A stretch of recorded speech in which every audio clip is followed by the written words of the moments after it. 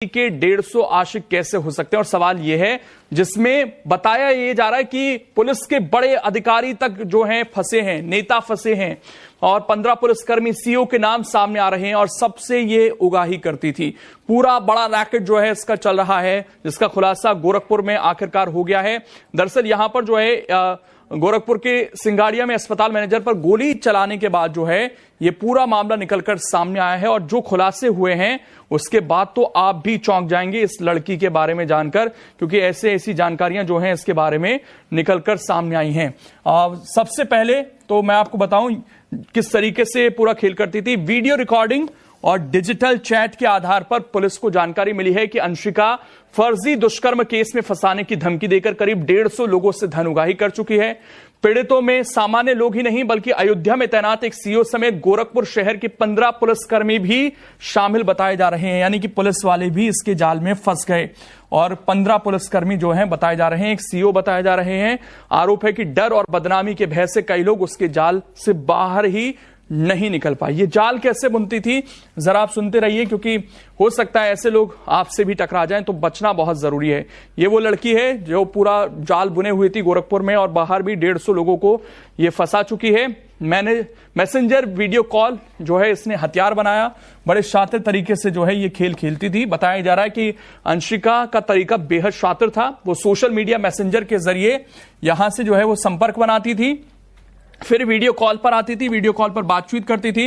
इस दौरान वो सामने वाले को भावनात्मक या निजी बातचीत में उलझाकर उनकी वीडियो रिकॉर्डिंग कर लेती थी। बाद में यही रिकॉर्डिंग जो है ब्लैकमेलिंग का हथियार वो बनाती थी और इसी हथियार से उसने कई लोगों को जो है एक के बाद एक ठगने का काम जो है वो किया गया।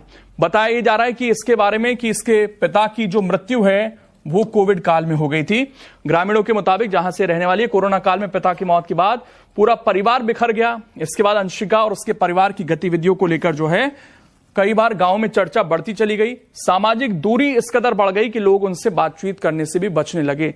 तो यहां पर तो देखिए ग्रामीण तो बातचीत नहीं करते थे, लेकिन जो अनजान थे वो इसके जाल में जरूर यहां पर फंसते चले गए और भाई ने भी जो है इससे रिश्ता तोड़ लिया। ये बताया जा रहा है कि परिवार के इकलौते बेटे ने भी करीब 3 साल पहले शादी के बाद गांव छोड़ दिया और पुणे में बस गया। उसके बाद से उसने परिवार से लगभग सभी रिश्ते खत्म कर दिए। ग्रामीणों का कहना है कि जब अपने ही घर का बेटा भरोसा नहीं कर पाया तो गांव के लोग कैसे भरोसा करते। ये अंशिका पर सीधे तौर पर आरोप हैं और गांव में पहले भी जो है इसकी जो गतिविधियां हैं वो संदिग्ध रही हैं। ग्रामीण बताते हैं कि अंशिका, उसकी मां और एक बहन को लेकर गांव में लंबे समय से सवाल उठते रहे। आरोप है कि रुपए लेने के बाद किसी पर भी आरोप लगा देना उनके व्यवहार में शामिल हो चुका था। डर के कारण लोग उनके घर के आसपास जाने से भी डरते थे। तो इस तरीके से जो है गांव से ही जो है लोग कहीं ना कहीं शक करने लगे थे और उसके बाद जब ये खुलासा होता है तो सवाल उठते हैं।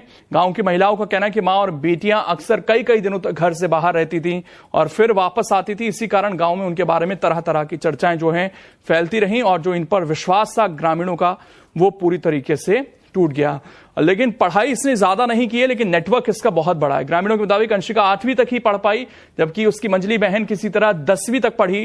लेकिन पढ़ाई भले ही सीमित रही, लेकिन उसने अपना नेटवर्क इतना ज्यादा बड़ा कर लिया कि लोग उसके जाल में फंसते चले गए और जब ये पूरा खुलासा हुआ तो पुलिस भी हैरान रह गई।